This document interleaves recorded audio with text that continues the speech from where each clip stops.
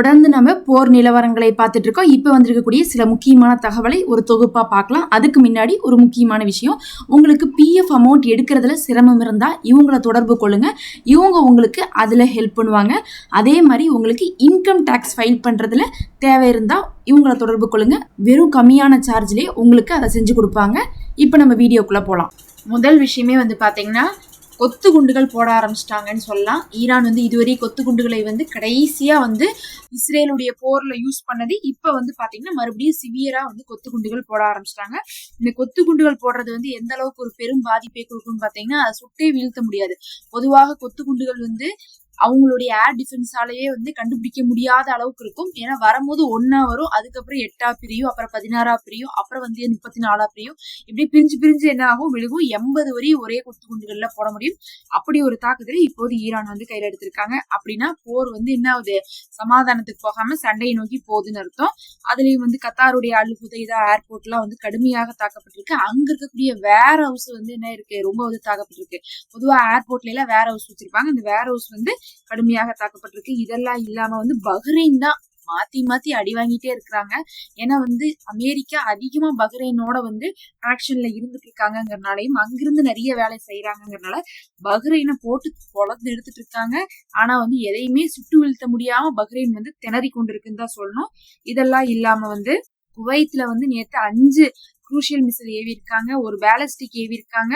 அது இல்லாம வந்து பார்த்தா 33 ட்ரோன்களை ஏவி இருக்காங்க. இந்த மாதிரி தொடர்ச்சியா இப்ப தாக்குதலை ஈரான் பண்ணனால என்ன ஆயிடுச்சுன்னா, பதில் தாக்குதலை இப்போது அமெரிக்கா ஆரம்பிச்சிருக்குது. அதுவும் 7 மணி நேரமா, காலையில இப்ப ஆரம்பிச்ச தாக்குதல் தொடர்ந்து 7 மணி நேரமாக மராத்தான் தாக்குதலாக நடத்தப்பட்டிருக்கு. உங்களுக்கே தெரியும், மராத்தான்னா என்ன பண்ணுவாங்க, ரொம்ப தூரத்துக்கு வந்து நான் ஸ்டாப்பா ஓடுவாங்க. அந்த மாதிரி நான் ஸ்டாப்பா 7 மணி நேரம் அமெரிக்கா இன்னைக்கு பகல்ல, நைட்டு கூட கிடையாது, பகல் நேரத்திலேயே வந்து என்ன பண்ணிருக்காங்க, அடிச்சிருக்காங்க ஈரான. அதுவும் 7 மணி நேரம்னா உங்களுக்கே தெரியும் எவ்வளவு வேணா வந்து தாக்குதல் நடந்திருக்கலாம். 140க்கு மேல வந்து இலக்குகள் சொல்லப்படுது. என்னென்ன ஆச்சு, எவ்வளவு வந்து சேதாரம் இருக்கு, எத்தனை பேர் உயிரிழந்தாங்க அப்படிங்கிற தகவலை இன்னைக்கு நைட்டுக்கு அப்புறம் தான் நம்ம எதிர்பார்க்க முடியும். ஏன்னா இப்ப பகல்ல நடந்திருக்குது அப்படிங்கும்போது இனிதான் வந்து என்ன பண்ணுவாங்க, அதை ஃபுல்லா வந்து கால்குலேட் பண்ணிட்டு வந்து அறிவிப்பாங்க. கண்டிப்பா ஒரு பெரும் சேதம் இருக்கும் அப்படிங்கறதுல வந்து சந்தேகமே கிடையாது.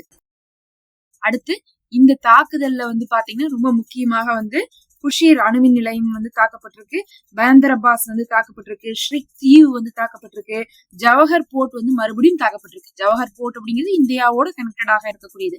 அதுல ஏற்கனவே வந்து பாத்தீங்கன்னா தாக்கப்பட்டதுல வந்து இந்தியா வந்து சம்மன் அனுப்பியிருந்தாங்க, வாங்க வந்து பதில் சொல்லிட்டு போங்க, நாங்க நீங்க தாக்குனதை வந்து கண்டனம் தெரிவிக்கிறோம் அப்படின்னு சொல்லியிருந்தாங்க. அந்த நிலைமையில கூட பாத்தீங்கன்னா மறுபடியும் அமெரிக்கா வந்து தாக்குதல் நடத்திருக்காங்க. இந்த ஜவஹர் போர்ட் எல்லாம் வந்து ஈரானுக்கும் இந்தியாவுக்கும் சொந்தம்னா கூட இந்தியாவில அவங்க கணக்கெடுக்காம என்ன பண்ணிட்டு இருக்காங்க, அமெரிக்கா பாட்டு அடிச்சிட்டு இருக்காங்க. பல தீவுகள் தாக்கப்பட்டாலும் கார்க் தீவுகள் வந்து கை வைக்க மாட்டோம். ஏன்னா அது வந்து இப்ப வந்து நாங்க அடிச்சிட்டோம்னா கண்டிப்பா வந்து ஆயில் பிரைஸ் அது ரொம்ப எச்சாக்கிறோம். ஏற்கனவே வந்து நிறைய கிரைசிஸ் இருக்கு, அப்ப உலக மக்களே கஷ்டப்படுவாங்கிறதுனால நாங்க வந்து கார்க் தீவை கை வைக்க மாட்டோம்னு சொல்லிட்டு இப்ப ட்ரம்ப் வந்து என்ன பண்ணிருக்காரு, சித்த நேரத்துக்கு முன்னாடி மதியானம் தான் என்ன பண்ணிருக்காருன்னு அறிவிச்சிருக்காரு. எப்படியோ இவங்க என்ன பண்ணிட்டாங்க, கிட்டத்தட்ட ஒரு 7 மணி நேரம் மராத்தான் தாக்குதலை பண்ணாலும் கூட கார்க் தீவு பக்கம் மட்டும் போல அப்படிங்கிறது ஒரு ஆதரவான ஒரு விஷயமா இருக்கு.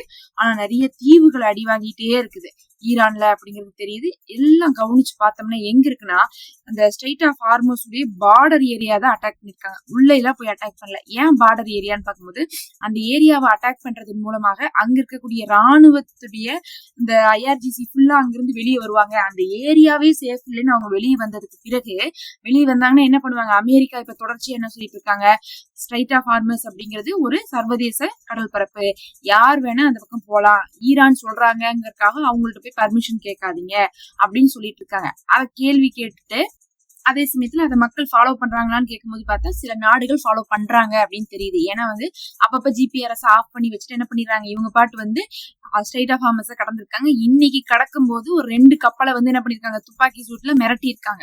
அது எவ்வளவு தூரம் வந்துருச்சு, அது ஸ்ட்ரெய்ட் ஆஃப் ஹார்மஸ் உடைய பார்டரவே தாண்டி போகக்கூடிய நேரத்துல போய் பிடிச்சிருக்காங்க. ஏன்னா அப்படி போறது யாருக்கு அவமானம், ஈரானுக்கு அவமானம். அப்படி 4 கப்பல் போச்சுன்னா எல்லாம் மிச்ச கப்பல்ல வர ஆரம்பிச்சிடும். அதனால வந்து பாத்தீங்கன்னா மத்த நாட்டு கப்பலை வந்து போக விடக்கூடாதுன்ட்டு ஈரான் தடுக்கிறாங்க. அமெரிக்கா போங்க அப்படின்னு சொல்லிட்டு இருக்காங்க. அதனாலதான் அந்த எல்லையோரத்துல அடிச்சோம்னா அங்க இருக்கக்கூடிய ஐஆர்ஜிசி எல்லாம் கிளம்பி போயிருவாங்க. அப்ப அந்த எல்லையோரம் சேஃபா இருந்துட்டாவே ஐஆர்ஜிசி இல்லாம உடனே யார் வேணா கப்பல்ல கடந்து போலாம் அப்படிங்கிறதுக்காகத்தான் அமெரிக்கா ஃபுல்லா வந்து அந்த பார்டர் ஏரியாவே வந்து குறி வைக்கிறாங்க. இப்ப வந்து பாத்தீங்கன்னா இஸ்ரேல் உள்ள வராட்டினாலும் கூட இவங்க வந்து ஸ்ட்ரைட் ஆஃப் ஹார்மஸ்க்கு தான் அடிக்கிறோம்னு சொல்லிட்டு அமெரிக்கா அடிக்கிறாங்க. பாக்குறக்கும் அப்படிதான் தெரியுது. ஆனா என்ன விஷயம்னா இந்த ஒப்பந்தம் போட்டாங்க பாருங்க, அதுல வந்து ஸ்ட்ரைட் ஆஃப் ஹார்மஸ்ல நீங்க காசு வசூல் பண்ணிக்கலாம், இந்த 60 நாள் மட்டும் ஃப்ரீயா விட்டா போதும்னு சொன்னவங்க இப்ப என்ன சொல்றாங்கன்னா நீங்க காலத்துக்கும் அதுல காசு வாங்க கூடாது, உங்கள்ட்ட அவங்க யாரும் வந்து பர்மிஷன் வாங்க மாட்டாங்க, அது உங்களுக்கே சொந்தம் இல்ல அப்படின்னு இப்ப வந்து அமெரிக்கா பேசுறாங்க. ஒப்பந்தம் பேசும்போது வேற மாதிரி பேசுனாங்க, ஒப்பந்தம் முடிச்சுட்டு இப்ப வந்து என்ன பண்றாங்க, சண்டை போட வரும்போது இல்ல அந்த ஒப்பந்தம் செல்லாது, இனி ஆர்மோஸுக்கும் ஈரானுக்கும் சம்பந்தம் இல்லைன்னு சொல்றாங்க. ஈரான் சொல்றாங்க அது எங்க சொத்து, எங்க ஏரியா, அது எப்படி நீங்க வந்து என்னுடைய பர்மிஷன் இல்லாம நீங்க கடப்பீங்க, நிறைய செலவாயிடுச்சு, எங்களுக்கு நிறைய அழிப்பு, இப்ப வந்து பாத்தீங்க நாடே வந்து ரொம்ப குறையில இருக்குது, இப்ப எங்களுக்கு அத காசு வேணும் அப்படின்னு சொல்லிட்டு ஈரான் வந்து அதுக்காக வந்து போராடி கொண்டிருக்காங்க. கடைசியா ஈராக்குடைய அதிபர் வந்து இப்ப எங்க போயிருக்காருன்னு பாத்தீங்கன்னா ட்ரம்ப சந்திக்க வெள்ளை மாளிகைக்கு போயிருக்காரு. இங்க சண்டை நடந்துட்டு இருக்கு, ஆனா ஈராக்குடைய அதிபர் அங்க போயிருக்காரு. ஈராக் கொஞ்ச நாளாவே அமெரிக்கா பக்கம் சாஞ்சிட்டு இருக்காங்க, இன்னைக்கு போயிருக்காரு. போன நேரத்துல ட்ரம்ப் வந்து என்ன பண்றாரு, பொதுவாவே வெளிநாடுகள்ல இருந்து தலைவர்கள் யாராவது இருந்தாங்கன்னா அவங்களும் ட்ரம்ப் உட்கார்ந்து இருக்கிற மாதிரி வந்து பாத்தீங்கன்னா செய்தியாளர்களுக்கு வந்து சந்திப்பு நடத்துவாங்க. இது அமெரிக்காவுடைய வழக்கம். அதுல பேசும்போது வந்து பாத்தீங்கன்னா எப்படி சொல்லி வச்சிருக்காருன்னா, காரி துப்பாத குறையா புகழ்ந்து வச்சிருக்காரு. இவர் புகழ்ந்திருக்காரா காரி துப்புறாரானே தெரியாது. அதாவது ஈராக் அப்படிங்கிறது வந்து ரொம்ப ஒரு மோசமான நாடுதான், அங்க வந்து பாத்தீங்கன்னா பாதுகாப்பே இருக்காது, போகவே கூடாதுன்னு நான் மத்தவங்களுக்கு சொல்லக்கூடிய நாட்டுல ஈராக் ஒண்ணு, நான் கூட வந்து பாத்தீங்கன்னா என்னுடைய டீனேஜ்ல ஈராக் பக்கம் போனதே இல்ல அப்படின்லாம் சொல்லிட்டு, ஆனா என்ன பண்றது, மத்திய கிழக்குல அது ஒரு முக்கியமான நாடா இருக்கு. ஆனா இப்ப வந்திருக்கக்கூடிய ஆட்சியாளர் இருக்காரு பாருங்க, அது எல்லாத்தையுமே சரி பண்றாரு. அங்க இப்ப மட்டுமே வந்து பாத்தீங்கன்னா ஈரானுடைய ப்ராக்சிஸ்ன்னு சொல்லிட்டு ஒரு 40-50 பேர் இருக்காங்க, 40-50 குரூப் இருக்காங்க, அவங்க எல்லாம் இப்ப வந்து கலைக்க சொல்லியிருக்கோம், இவங்களும் கலைக்கிறேன்னு சொல்லியிருக்காங்க, அதை நாங்க வரவேற்கிறோம்.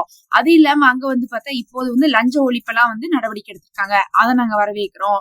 இனிமேல் நாங்க ஃபியூச்சர்ல இவங்களோட பிசினஸ் பண்ணிப்போம், இவங்களுடைய ஆயில் எல்லாமே எங்களுக்கு தான் சொந்தம் அப்படின்னு சொல்லிட்டு சொல்லாம சொல்லியிருக்காரு. உடனே அந்த பக்கத்தால இருக்கக்கூடிய ஈராக்குடைய பிரசிடென்ட்டும் வேற என்ன பண்றது, ட்ரம்ப் கிட்ட போய் உட்காந்தா அவர் இப்படிதான் வந்து உளருவாருன்னு தெரியும். உடனே இவரு வந்துட்டு எங்களுக்கு அமெரிக்கானா ரொம்ப பிடிக்கும், அமெரிக்கா கூட நாங்க பிசினஸ் பண்ணணும் தான் நினைக்கிறோம், ட்ரம்ப் ஒரு நல்ல லீடரு, அவர் வந்து பாத்தீங்கன்னா சமாதானத்தெல்லாம் வந்து உலகத்துல கொண்டு வந்துட்டு இருக்காரு அப்படிங்கிறாங்க. பிரச்சனைக்கு காரணமே ட்ரம்ப் தான். ஆனா இப்படி எல்லாம் சொல்லி கடைசியா வந்து பாத்தீங்கன்னா அந்த சந்திப்பை முடிச்சுட்டாங்க.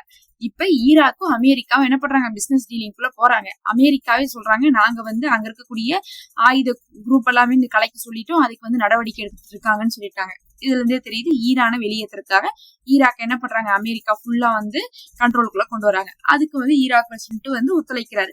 வேற வழி இல்ல, ஈரானும் ஒண்ணும் பண்ண முடியாது. ஈராக்க போய் எப்படி சிரியா வந்து கை நழுவி போச்சோ அந்த மாதிரி ஈராக்கும் கை நழுவி போகக்கூடிய ஒரு நிலைமை தான் இருந்துட்டு இருக்கு. அதே சமயத்துல வந்து இவங்க கேட்டிருக்காங்க, ஈராக்ல இருந்து போயிருக்காங்களா கேட்டிருக்காங்க, என்ன கேட்டிருக்காங்கன்னா, நீங்க வந்து எங்க நாட்டுல இருந்து உங்களுடைய தளங்களை எல்லாம் காலி பண்ணிட்டு போறதா கையெழுத்து போட்டு கொடுத்தீங்க போன வருஷம், எப்ப போறீங்கன்னு கேட்டதுக்கு அதை பத்தி எங்கிட்ட பேசாதீங்கன்னு சொல்லிட்டாரு ட்ரம்ப். நீங்க என்ன பண்ணிக்கோங்க, செனட்டர்ல தனியா அதுக்கு நாங்க உங்களுக்கு ஆள் அரேஞ்ச் பண்றோம், அவங்கள்ட்ட பேசிக்கோங்க அப்படிங்கிற மாதிரி என்ன பண்ணிட்டாரு ட்ரம்ப் சொல்லிட்டாரு. இவங்களுக்கு காலி பண்ற ஐடியாலாம் கிடையாது, டேரா போட்டு அங்க உட்காந்துட்டு ஈரானை துரத்தி விடணும் தான் வந்து ஆசைப்பட்டு இருக்காங்க. அதுக்கு தகுந்த மாதிரி இப்ப ஈராக்கும் வேற வழி இல்லாம அமெரிக்கா பக்கம் வந்து சாயிறாங்க. இப்ப வந்து பாத்தீங்கன்னா 7 மணி நேரம் தொடர்ச்சியாக வந்து அமெரிக்கா ஈரான் அடிச்சிருக்காங்க. ஈரான் பல இடங்கள்ல மத்திய கிழக்கு நாடுகள்ல வந்து பாத்தீங்கன்னா குவைத், பஹ்ரைன், இன்னும் கத்தாருன்னு சொல்லிட்டு எல்லா இடங்கள்லயுமே வந்து தாக்குதலை நடத்திருக்காங்க. பொறுத்திருந்து பார்ப்போம் அடுத்தடுத்து என்ன தகவல் வருதுன்னு.